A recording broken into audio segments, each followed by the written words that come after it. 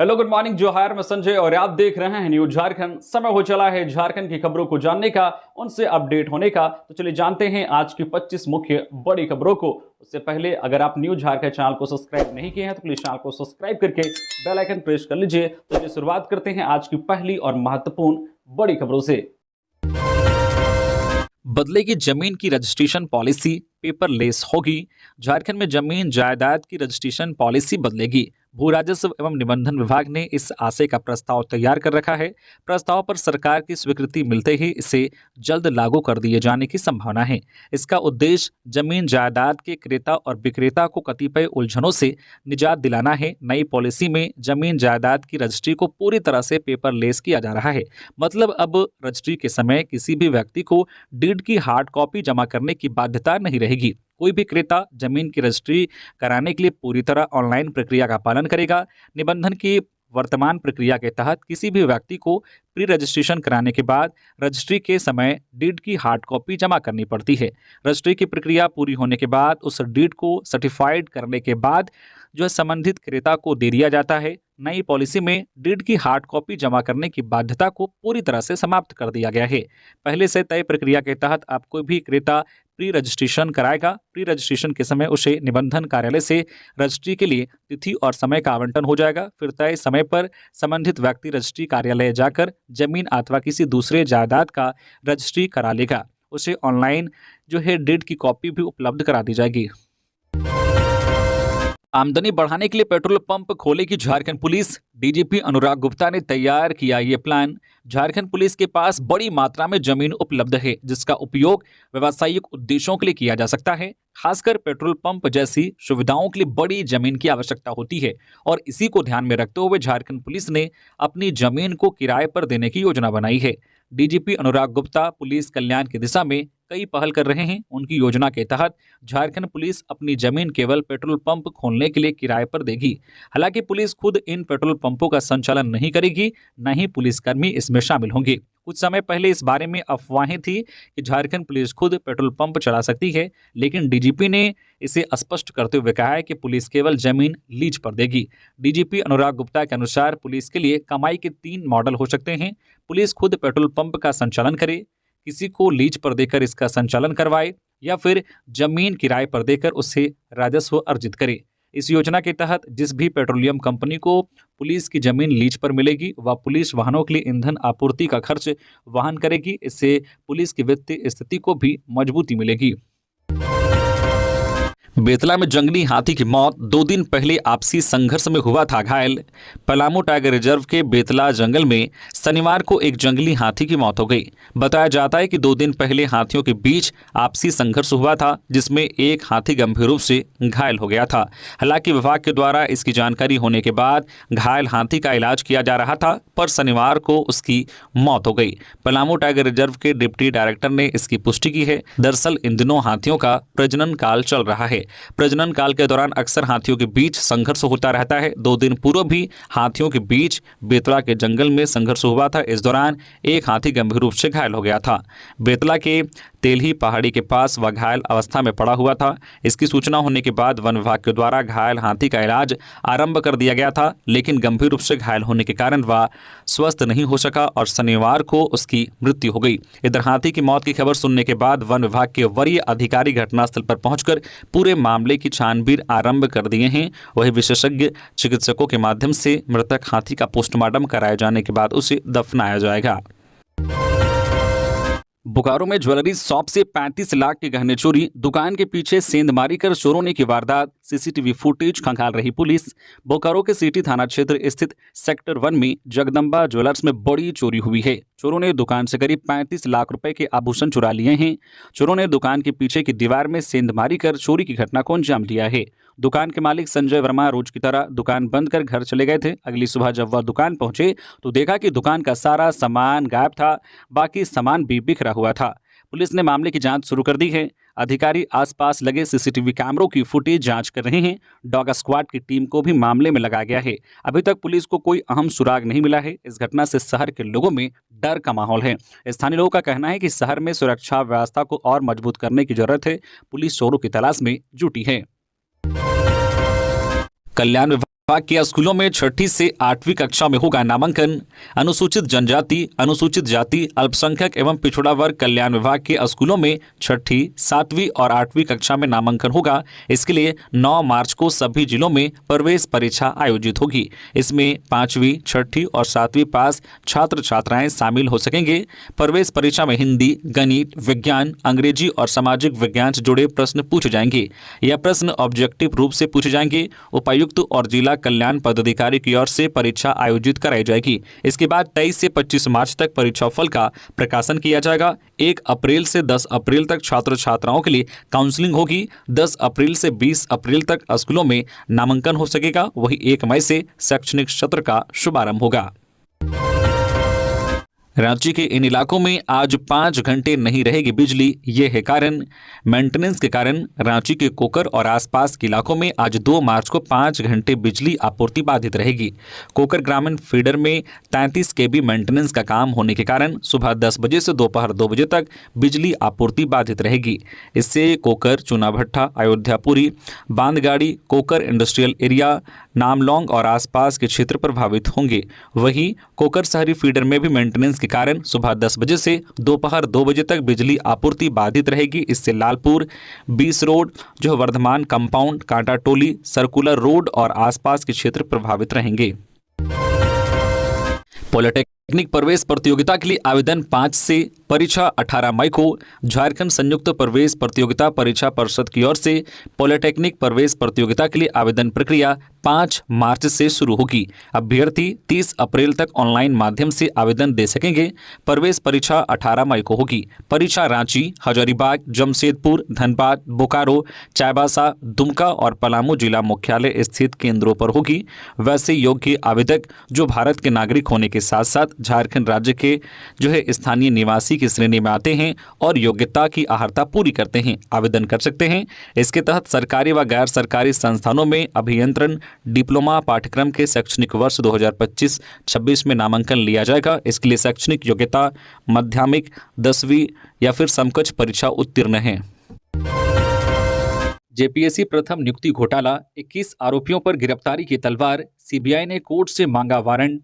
झारखंड लोक सेवा आयोग जेपीएससी के प्रथम नियुक्ति घोटाले में बड़ा कदम उठाते हुए सीबीआई ने 21 आरोपियों के खिलाफ गिरफ्तारी वारंट जारी करने की मांग की है। मामले की जांच कर रहे सीबीआई अधिकारियों ने कोर्ट में आवेदन देकर जल्द से जल्द कार्रवाई की अपील की है। सीबीआई की चार्जशीट दाखिल होने के बाद अब आरोपियों की गिरफ्तारी तय मानी जा रही है। कोर्ट से वारंट जारी होते ही बड़े अधिकारियों और नेताओं पर शिकंजा कस सकता है। जेपीएससी भर्ती घोटाले में कई प्रभावशाली अधिकारी और राजनीतिक नेताओं के शामिल होने की बात सामने आई है। सीबीआई की जांच अंतिम चरण में पहुंच चुकी है और अब कार्रवाई की तैयारी पूरी हो चुकी है। अगर कोर्ट गिरफ्तारी वारंट जारी कर देता है तो सीबीआई जल्द ही 21 आरोपियों को हिरासत में ले सकती है। इस घोटाले ने झारखंड की प्रशासनिक भर्ती प्रक्रिया पर गंभीर सवाल खड़े कर दिए हैं। गोवा से नेपाल जा रही 1500 पेटी अंग्रेजी शराब सिमडेगा एक्साइज पुलिस ने की जब्त। कीमत 1.5 करोड़ रुपए। सिमडेगा जिले में उत्पाद विभाग ने बड़ी कार्रवाई की है। एक्साइज पुलिस ने गुप्त सूचना के आधार पर कुरडेग रोड से एक ट्रक में 1500 पेटी से अधिक अंग्रेजी शराब जब्त की है। दरअसल शनिवार को शराब लदी हुई एक ट्रक गोवा से नेपाल जा रही थी। पुलिस ने ट्रक में सवार 2 आरोपियों को हिरासत में लिया है। पुलिस ने महाराष्ट्र निवासी निकदानी और सागर पवार को हिरासत में लेकर पूछताछ कर रही है। एक्साइज पुलिस के मुताबिक जब्त शराब की बाजार में कीमत 1.5 करोड़ रुपए के करीब है। सूचना मिलने के बाद एक्साइज सुपरिटेंडेंट शैलेंद्र कुमार और एक्साइज इंस्पेक्टर राजीव नयन ने पुलिस बल के साथ कुरडेग रोड पर ट्रक को रोका और जांच की। ट्रक में 1500 पेटी से अधिक शराब पाई गई, जिसे तुरंत जब्त कर लिया गया। प्रारंभिक जांच में यह भी पता चला है कि शराब लेकर जा रहे व्यक्तियों ने एक परमिट दिखाया था, लेकिन यह परमिट फर्जी पाया गया। मुख्यमंत्री आवास घेराव मामले में सुदेश महतो को झटका। एमपी एमएलए कोर्ट ने याचिका की खारिज। मुख्यमंत्री आवास घेराव मामले में आजसू प्रमुख सुदेश महतो को बड़ा झटका लगा है। एमपी एमएलए की विशेष अदालत ने उनकी डिस्चार्ज पिटीशन खारिज कर दी है। अब उनके खिलाफ आरोप तय करने का रास्ता साफ हो गया है। इस मामले की अगली सुनवाई 19 मार्च को होगी। अगर उन पर आरोप तय होते हैं तो उनकी मुश्किलें और बढ़ सकती है। बता दें कि साल 2021 में ओबीसी आरक्षण बढ़ाने सहित कई मांगों को लेकर आजसू पार्टी ने मुख्यमंत्री आवास घेराव का ऐलान किया था। बड़ी संख्या में कार्यकर्ता मोरहाबादी मैदान में जुटे और मुख्यमंत्री आवास की ओर कूच करने लगे। हालांकि पुलिस ने फुटबॉल मैदान के पास बैरिकेडिंग लगाकर रैली को रोक दिया। इसके बाद कार्यकर्ताओं ने बैरिकेडिंग तोड़ने की कोशिश की, जिससे पुलिस और कार्यकर्ताओं के बीच धक्का मुक्की हुई। हालत बेकाबू होता देख पुलिस को लाठीचार्ज करना पड़ा। इस घटना के बाद सुदेश महतो समेत कई नेताओं पर मामला दर्ज किया गया था। इस केस में सांसद चंद्र प्रकाश चौधरी, पूर्व विधायक शिव पूजन मेहता, लंबोदर महतो और प्रदेश प्रवक्ता देवशरण भगत आरोपी हैं। इन सभी पर सरकारी काम में बाधा डालने और नियम विरुद्ध रैली निकालने का आरोप है। हालांकि सभी आरोपियों को हाईकोर्ट से जमानत मिल चुकी है। बीच रास्ते पर मालवाहक ऑटो से अचानक भड़की आग, लाखों का हुआ नुकसान। राजधानी रांची के सुखदेव नगर थाना क्षेत्र पिस्का मोड़ के पास स्थित राजगलास के पास उस समय अफरा तफरी का माहौल बन गया जब बीच रास्ते पर एक मालवाहक ऑटो में अचानक भीषण आग लग गई। आग लगने के बाद वहां भगदड़ जैसे हालात बन गए। ऑटो में लगी आग की लपटें धू धू कर जलने लगी। घटना की सूचना के तुरंत बाद मौके पर पहुंची दमकल की टीम ने काफी मशक्कत के बाद आग पर काबू पा लिया। घटना में ऑटो में रखे लाखों का सामान जलकर राख हो गया। हालांकि आग कैसे लगी इसका पता नहीं चल पाया है। आग लगने के बाद मौके पर बड़ी संख्या में लोगों की भीड़ जमा हो गई। आदिवासियों के लिए जनगणना प्रपत्र में अलग कॉलम की मांग दिल्ली में गूंजी। 9 राज्यों के संगठन हुए गोलबंद। दिल्ली में राष्ट्रीय आदिवासी समन्वय समिति भारत के नेतृत्व में एक बड़े प्रदर्शन का आयोजन किया गया, जिसमें आदिवासी समाज ने जनगणना प्रपत्र में आदिवासी धर्म कॉलम की मांग को पुरजोर तरीके से उठाया। इस आंदोलन में देश भर से सैकड़ों धार्मिक अगुवा और सामाजिक कार्यकर्ता शामिल हुए। पूर्व मंत्री देव कुमार धान ने इस मौके पर कहा कि आदिवासी समुदाय अपनी पहचान, हक और अधिकारों के लिए संघर्षरत है। उन्होंने कहा है कि आदिवासी धर्म कॉलम की गैर मौजूदगी के कारण उनकी पहचान हिंदू, मुस्लिम, सिख, ईसाई या बौद्ध के रूप में की जा रही है, जिससे उनकी संस्कृति और परंपरा को नुकसान पहुंच रहा है। उन्होंने यह भी चेताया है कि धर्म कॉलम ना होने से आदिवासी तेजी से धर्मांतरण की ओर बढ़ रहे हैं, जिससे उनकी जनसंख्या में गिरावट आ रही है। यह मांग अब झारखंड तक सीमित नहीं रही, बल्कि ओडिशा, छत्तीसगढ़, महाराष्ट्र, पश्चिम बंगाल, मध्य प्रदेश, राजस्थान, असम समेत 9 राज्यों के आदिवासी संगठनों ने भी इस आंदोलन को समर्थन दिया। युवा पीढ़ी भी इस मुद्दे को लेकर सक्रिय होती जा रही है और केंद्र सरकार से इस विषय पर ठोस कदम उठाने की मांग कर रही है। 5 करोड़ की लागत से जामताड़ा में बनेगा हाईटेक साइबर थाना, मंत्री इरफान अंसारी ने रखी आधारशिला। जामताड़ा में शनिवार को स्वास्थ्य मंत्री इरफान अंसारी ने करीब 5 करोड़ की लागत से बनने वाले एक नए साइबर क्राइम थाने की आधारशिला रखी। जामताड़ा में पर्वत बिहार के सामने नए अत्याधुनिक सभी सुविधाओं से लैस थाना भवन के शिलान्यास पर मंत्री इरफान ने कहा है कि जामताड़ा से साइबर कलंक को धोना है। हम इसमें आगे बढ़ रहे हैं, थोड़ा समय लगेगा। उन्होंने कहा कि 90% तक साइबर क्राइम यहां कम हुए हैं। अत्याधुनिक सुविधाएं मिलने के बाद हमारे पुलिसकर्मी और बेहतर काम करेंगे ताकि साइबर अपराधियों में भी खौफ हो। इस दिन मनाया जाएगा जेएमएम का 52वां स्थापना दिवस। मंत्री सुदिव्य सोनू ने किया निरीक्षण। गिरिडीह जिले के झंडा मैदान में आगामी 4 मार्च को झारखंड मुक्ति मोर्चा जेएमएम का 52वां स्थापना दिवस समारोह का आयोजन किया जाएगा, जिसे लेकर पिछले कई दिनों से तैयारियां जोरों पर है। कार्यक्रम को लेकर भव्य पंडाल का निर्माण किया जा रहा है। समारोह में मुख्यमंत्री हेमंत सोरेन और कल्पना सोरेन समेत झामुमो के तमाम पदाधिकारियों के शामिल होने की संभावना है। इस कार्यक्रम को सफल बनाने को लेकर जहां एक और पार्टी के कार्यकर्ताओं के द्वारा लगातार पार्टी स्तर से तैयारियां की जा रही है, वहीं दूसरी ओर सुरक्षा के दृष्टिकोण से भी प्रशासनिक अधिकारी भी कड़ी मेहनत कर रहे हैं। शनिवार को कार्यक्रम स्थल में चल रही तैयारियों का जायजा लेने खुद झारखंड सरकार के मंत्री शाह गिरिडीह सदर विधायक सुदिव्य कुमार सोनू पहुंचे। इस दौरान मंत्री ने कहा कि यह कार्यक्रम ऐतिहासिक होने वाला है, जिसमें जिले के कोने कोने से हजारों की संख्या में झामुमो के कई बड़े नेता और कार्यकर्ता शामिल होंगे। रांची जेल कैदी फरार मामला, 6 कक्षपाल किए गए सस्पेंड, अधिकारियों पर भी हो सकती है कार्रवाई। राजधानी रांची के बिरसा मुंडा केंद्रीय कारागार में आजीवन कारावास की सजा काट रहे हत्या के आरोपी के फरार हो जाने के बाद जेल आईजी ने कार्रवाई की है। जेल आईजी ने बिरसा मुंडा जेल के 6 कक्षपालों को लापरवाही के आरोप में निलंबित कर दिया है। रांची के बिरसा मुंडा केंद्रीय कारागार से एक कैदी के फरार हो जाने की जांच शुरू हो गई है। फरार कैदी अब तक पुलिस के पकड़ में नहीं आया है, लेकिन जेल कर्मियों पर गाज गिरनी शुरू हो गई है। शनिवार को जेल आईजी सुदर्शन मंडल ने सुरक्षा में लापरवाही बरतने के आरोप में जेल के 6 कक्षपालों को तत्काल प्रभाव से निलंबित कर दिया है। देवघर से फिर 12 साइबर अपराधी गिरफ्तार, पीएम किसान निधि के नाम पर करते थे ठगी। देवघर पुलिस साइबर अपराध के खिलाफ लगातार अभियान चला रही है। साइबर थाने की पुलिस ने जिले से फिर 12 साइबर अपराधियों को गिरफ्तार किया है। इनकी गिरफ्तारी रवा थाना क्षेत्र के दूली रायडी गांव के समीप जंगल में छापेमारी कर की गई। पकड़े गए आरोपियों में एक किशोर भी शामिल हैं। इनके पास से 12 मोबाइल और 11 सिम कार्ड व प्रतिबिंब ऐप में दर्ज नंबर का एक सिम कार्ड जब्त किया है। 11 आरोपियों के खिलाफ मामला दर्ज कर उन्हें जेल भेज दिया गया। पुलिस मीडिया सेल के अनुसार गिरफ्तार आरोपी लोगों को पीएम किसान निधि योजना का लाभ दिलाने के नाम पर उनके खाते से रुपए उड़ाते थे। गिरफ्तार आरोपियों में सारण थाना क्षेत्र के दुधवाजोरी गांव के दीपक कुमार महरा, पवन कुमार, राहुल कुमार, पथरड्डा ओपी क्षेत्र के झुनाकी हरिजन टोला का विक्रम कुमार दास, पाथरोल थाना क्षेत्र के पथरा गांव का बिट्टू कुमार दास शामिल हैं। अन्य आरोपियों में सारवा थाना क्षेत्र के दासडी गांव निवासी सनोज कुमार महरा, अजय कुमार महरा, कैलाश महरा, मनोज कुमार महरा जो है खरवा गांव निवासी रोहित दास व अदित दास शामिल हैं। रमजान का चांद नजर आया, रोजा आज से शुरू। राजधानी में रमजान का चांद शनिवार को देखा गया। इस्लाम धर्मावलंबियों में खुशी की लहर दौड़ाई। लोग एक दूसरे को गले लगाए, हाथ मिलाकर रमजान की बधाई दी, क्योंकि रमजान इस्लाम धर्म का पवित्र महीना माना जाता है। मुसलमान श्रद्धा और आस्था के साथ रमजान का उपवास रखेंगे। 30 दिनों तक इस्लाम मानने वाले लोग भूखे प्यासे रहेंगे। अपनी आदतों को बेहतर बनाने के लिए गरीबों की मदद करेंगे, अल्लाह के करीब जाने की कोशिश करेंगे। रमजान के महीने में रोजा रखना इस्लाम धर्म के 5 स्तंभों में से एक माना गया है। रोजा सूर्योदय से पहले सहरी खाने से शुरू हो जाएगी। सूर्यास्त के बाद इफ्तार के साथ रोजा खोला जाएगा। रमजान शुरू होने के बाद लोग पानी तक नहीं पिएंगे, अपने विचारों तथा कर्मों को शुद्ध बनाए रखेंगे। रमजान के समय कुरान शरीफ का विशेष महत्व दिया जाएगा। इसी महीने में अल्लाह ने कुरान शरीफ का ज्ञान दिया था। रमजान में लोग ज़्यादा से ज़्यादा कुरान पढ़ेंगे और तरावीह की नमाज अदा करेंगे। ट्रैक्टर बाइक की सीधी भिड़ंत में मोटरसाइकिल के परखच्चे उड़े, युवक की मौत।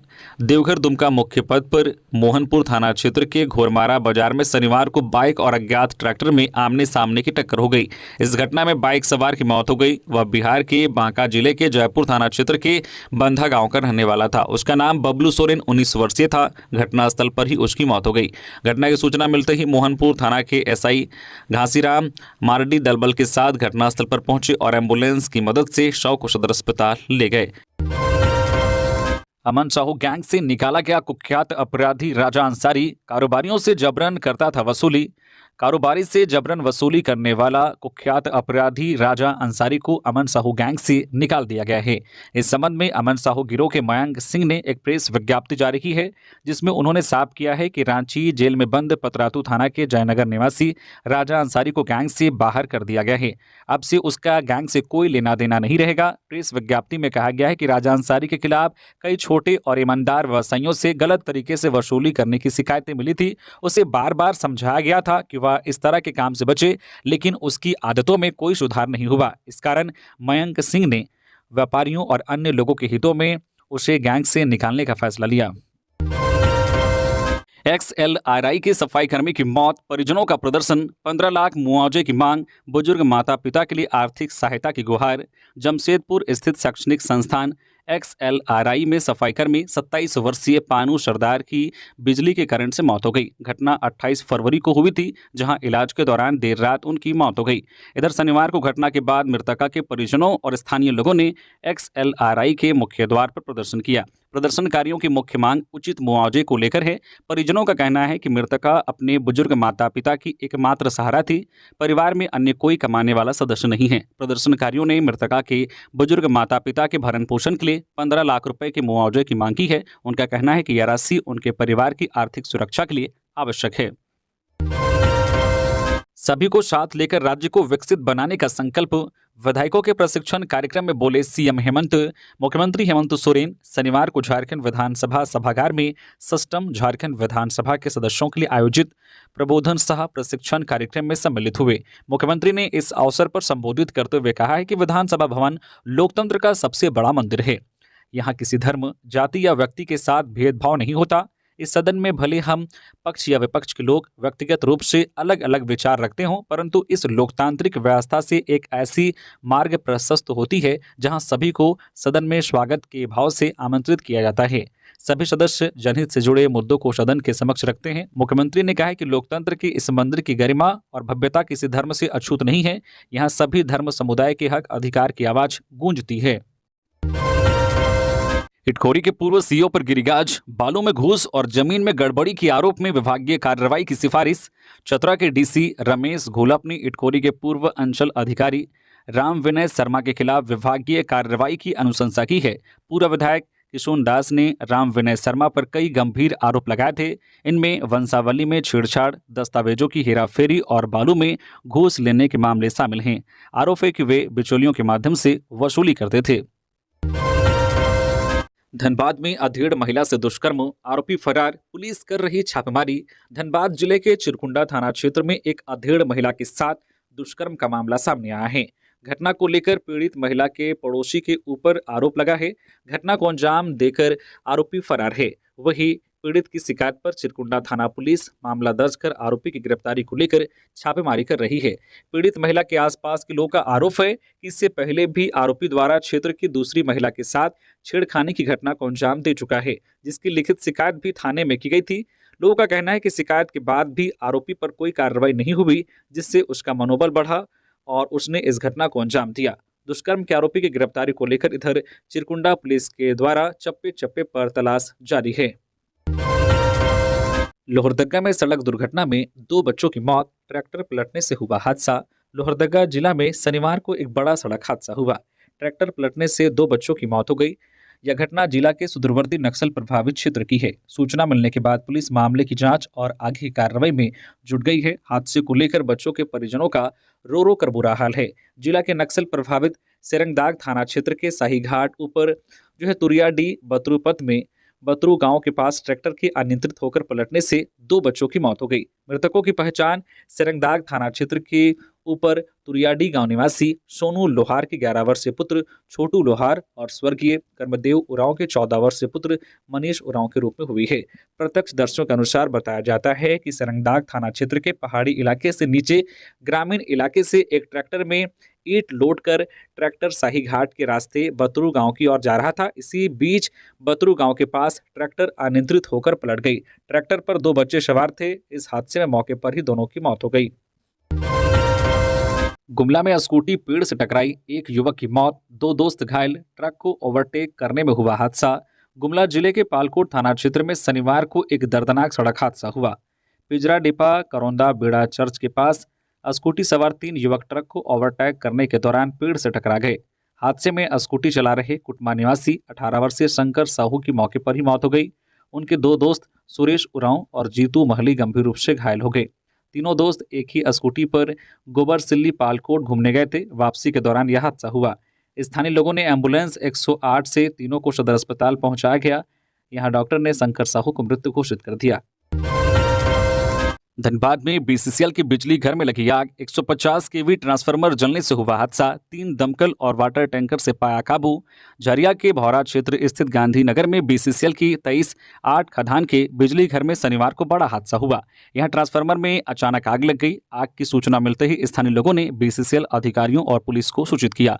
बीसीसीएल अधिकारियों ने तुरंत बिजली आपूर्ति बंद कर दी। भौरा ओपी प्रभारी ने मौके पर पहुंचकर दमकल विभाग को सूचना दी। दमकल की 3 गाड़ियों और बीसीसीएल के वाटर टैंकर की मदद से घंटों की मशक्कत के बाद आग पर काबू पाया गया। भौरा वार्ड 39 के पार्षद शिव कुमार ने मौके पर पहुंचकर स्थानीय लोगों की मदद की। स्थानीय लोगों के अनुसार 150 केवी का यह ट्रांसफार्मर ओवरलोडिंग या शॉर्ट सर्किट के कारण जल गया। पार्षद ने बीसीसीएल अधिकारियों से गांधीनगर के लिए नया ट्रांसफार्मर जल्द उपलब्ध कराने की मांग की है। फिलहाल स्थिति नियंत्रण में है। 5 दिवसीय दौरे पर फिर झारखंड आ रहे हैं कांग्रेस प्रदेश प्रभारी केराजू। इन कार्यक्रमों में लेंगे हिस्सा। झारखंड के नए प्रदेश प्रभारी केराजू 5 दिवसीय झारखंड दौरे पर फिर आ रहे हैं। केराजू 6 मार्च को रांची पहुंचेंगे। इसके बाद वे रांची से पलामू के लिए रवाना होंगे। इसके बाद वे झारखंड के अलग अलग जिलों का दौरा करेंगे। वहीं महिला दिवस के दिन मांडर में उनका एक कार्यक्रम भी होगा। बता दें कि वे कुछ दिन पहले 21 फरवरी को भी झारखंड में 5 दिवसीय दौरे पर आए थे। यहां उन्होंने रांची में पार्टी कार्यकर्ताओं और पदाधिकारियों के साथ बैठक कर संगठन के सशक्तिकरण पर मंथन किया। साथ ही कांग्रेस विधायक दल की बैठक में भी भाग लिया। सड़क हादसे में पति की मौत, पत्नी रिम्स रेफर। बेटे की शादी के लिए दोनों जा रहे थे बाइक से नालंदा, अज्ञात वाहन की टक्कर से हुआ हादसा। कोडरमा घाटी के 9वां माइल के पास शनिवार को एक दर्दनाक सड़क हादसा हुआ। अज्ञात वाहन की टक्कर से बाइक सवार की मौत हो गई। मृतक की पहचान बिहार के नालंदा जिले के ग्राम बीघा निवासी 42 वर्षीय अवधेश कुमार के रूप में हुई है। हादसे में अवधेश की पत्नी शकुंतला देवी 40 वर्षीय गंभीर रूप से घायल हो गई। शकुंतला एनएम के निमाडी में कार्यरत थे। दंपति अपने बेटे की 6 मार्च को होने वाली शादी की तैयारियों के लिए घर जा रहे थे। गुमला में छात्र की संदिग्ध स्थिति में मौत, शराब पीने के बाद दोस्त के घर में सोया था। गुमला के कार्तिक उरांव कॉलेज में बीएस सेमेस्टर 2 के 20 वर्षीय छात्र विनय प्रताप सिंह की संदिग्ध परिस्थितियों में मौत हो गई। विनय बरवाडी के मुंगू छिपा दोहर का रहने वाला था। वह अपनी बहन के साथ गुमला में किराए के मकान में रहकर पढ़ाई कर रहा था। उसकी दोस्त बासमती कुमारी ने बताया कि शुक्रवार को विनय अपने दोस्तों के साथ मार्केट में शराब पीने के बाद शाम को तिर्रा डुमरटोली स्थित उसके घर आया था, वहीं सो गया। शनिवार सुबह जब वह नहीं उठा तो ओझा को बुलाकर झाड़ फूक भी कराई गई, लेकिन जब होश में नहीं आया तो उसे सदर अस्पताल ले जाया गया। वहां चिकित्सक पीसी भगत ने उसे मृत घोषित कर दिया। धनबाद में एक साइबर ठग गिरफ्तार, दूसरा हुआ फरार। RBL bank credit card upgrade के नाम पर एपीके फाइल भेजकर करता था फ्रॉड। धनबाद साइबर पुलिस ने टुंडी थाना क्षेत्र के मधुरसा नीमटाण के जंगल से एक साइबर ठग को रंगे हाथों गिरफ्तार किया है। पुलिस ने आरोपी के पास से 7 मोबाइल फोन और 13 सिम कार्ड बरामद की है। साइबर डीएसपी संजीव कुमार के अनुसार पुलिस को साइबर ठगों की सूचना मिली थी। छापेमारी के दौरान एक आरोपी रवि मंडल भागने में सफल रहा, जबकि सतीश कुमार को पकड़ लिया गया। गिरफ्तार आरोपी मधुरसा का रहने वाला है।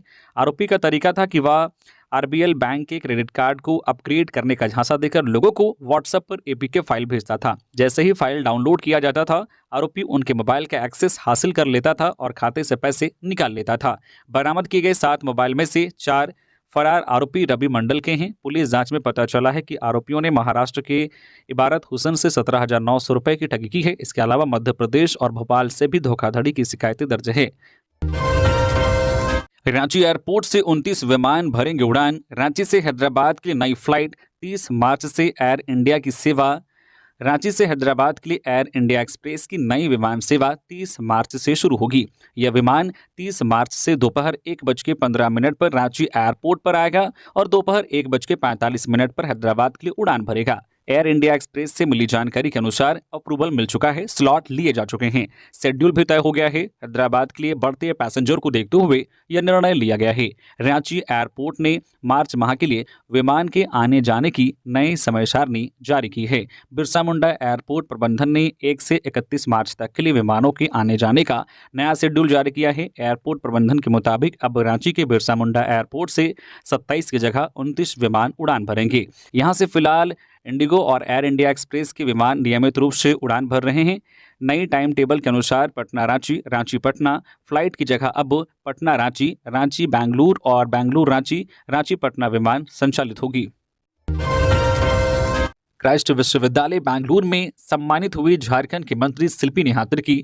बेंगलुरु के क्राइस्ट विश्वविद्यालय में पूर्ववर्ती छात्रों के सम्मान समारोह में झारखंड की कृषि, पशुपालन एवं सहकारिता मंत्री शिल्पी नेहात्रिकी सम्मानित हुई। इस सम्मान समारोह में देश भर के कई सांसद, विधायक और मंत्री सम्मानित हुए।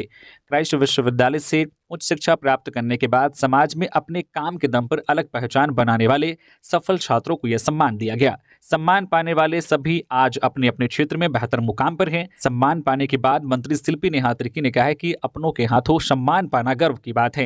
बेंगलुरु के क्राइस्ट विश्वविद्यालय के द्वारा सम्मान पाकर जो सुखद अनुभूति हुई, उसके लिए मेरे पास शब्द नहीं है। अल्पसंख्यकों के मामले सदन में उठाने पर प्रदीप यादव का हुआ स्वागत। विधायक ने कहा, सभी वर्गों के लिए प्रतिबद्ध हूं। झारखंड विधानसभा में अल्पसंख्यक समुदाय से जुड़े मुद्दों को प्रभावी रूप से उठाने के लिए गोड्डा के अल्पसंख्यक समाज ने शनिवार को किसान भवन गोड्डा में स्थानीय विधायक प्रदीप यादव का स्वागत किया। इस अवसर पर समुदाय के लोगों ने उन्हें फूल माला पहनाकर और शॉल ओढ़ाकर सम्मानित किया तथा उनके प्रति आभार प्रकट किया। कार्यक्रम के दौरान वक्ताओं ने विधायक प्रदीप यादव के प्रयासों की सराहना करते हुए कहा कि उन्होंने अल्पसंख्यकों के अधिकारों की रक्षा, सरकारी योजनाओं के उचित क्रियान्वयन और शिक्षा एवं रोजगार के अवसरों को बढ़ाने के लिए जो पहल की है वह सराहनीय है। एमएसपी पर धान खरीद में झारखंड फिसड़ी, 2.5 माह में 37% ही हुई खरीदारी। प्रदेश के किसानों से एमएसपी पर धान खरीदने के मामले में झारखंड फिसड़ी साबित होता दिख रहा है। 15 दिसंबर 2024 को खाद्य आपूर्ति मंत्री डॉक्टर इरफान अंसारी ने जामताड़ा से धान खरीद की शुरुआत की थी। वित्त वर्ष 2024-25 के लिए 6 लाख मैट्रिक टन यानी 60 लाख क्विंटल धान खरीद का लक्ष्य रखा गया है, लेकिन 2.5 माह बीतने के बावजूद 24 फरवरी तक सिर्फ 22,29,854.33 क्विंटल यानी लक्ष्य की तुलना में 37.14% ही धान की खरीद हो पाई है। झामुमो विधायक हेमलाल मुर्मू के सवाल का जवाब देते हुए सरकार की ओर से सदन में इस बात को स्वीकार किया गया है। खाद्य सार्वजनिक वितरण एवं उपभोक्ता मामले विभाग का कहना है कि 15 अप्रैल 2025 तक धान की खरीद होनी है। 60 लाख क्विंटल धान खरीद के टारगेट को पूरा करने के लिए निबंधित किसानों को उनके मोबाइल पर धान बेचने की तारीख की सूचना SMS के जरिए दी जाती है। धान बेचने के लिए ई उपार्जन पोर्टल पर 2,44,459 किसानों ने रजिस्ट्रेशन कराया है। धान खरीदने के लिए राज्य में कुल 736 अधिप्राप्ति केंद्र खोले गए हैं। तो ये थी झारखंड की टॉप बड़ी खबरें। इसी तरह से झारखंड की हर एक छोटी बड़ी खबर देखने के लिए प्लीज न्यूज झारखंड चैनल को सब्सक्राइब करके बेल आइकन प्रेस कर दीजिए, जिससे आपके पास झारखंड की हर एक छोटी बड़ी खबर का अपडेट आप तक पहुंचता रहे। तो अभी के लिए बस इतना ही, हमें दीजिए इजाजत, फिर मिलते हैं नेक्स्ट खबरों के साथ। धन्यवाद।